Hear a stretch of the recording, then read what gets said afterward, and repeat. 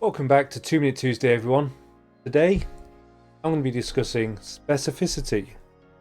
This is one of the principles of training, and it's quite an important one to understand, especially when a lot of people are looking for a golden bullet and commonly asking what they should be doing to help their climbing.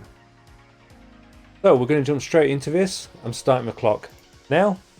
See if I can do this one in 2 minutes. So, specificity.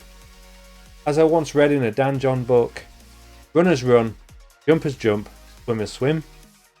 And to add to that, climbers climb. So as an overall general rule, if we're not climbing, we're not going to be improving at climbing. It can be quite as simple as that. However, if we take on a more personal level, we've got goal-based specificity.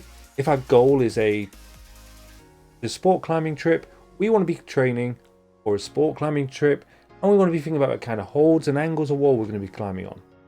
If we're going to climb steeper terrain, we want to be getting good at steeper terrain. If it's going to be lots of crimps, we want to be getting good at crimps. And so on and so on. By the same degree, if we narrow it down even smaller to a session specificity, our sessions itself wants to look like our goal throughout the session. So if our goal that session is to do a steep overhanging wall, we want to warm up in a manner that will benefit that steep climbing, and then maybe get on some moderate steep climbing before progressing onto it.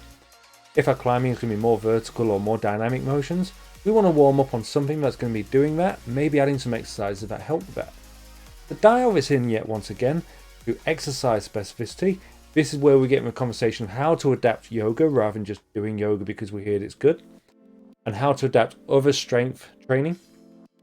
We want to be thinking about the muscles and the way we use them while climbing, and then finding a way to do it that's specific. For example, doing a 5-minute plank might be beneficial somewhere, but personally, I think there could be a better way. And one example of this could be Power Company Climbing's Hardstyle Climber Plank. If you head over to their YouTube channel, you'll find that. I think that's a really specific example of how to make a general exercise more specific for climbing. Now, this is only the cover of specificity. There will be other examples such as a discussion on antagonistic training and injury prevention and other reasons for doing non-specific exercise.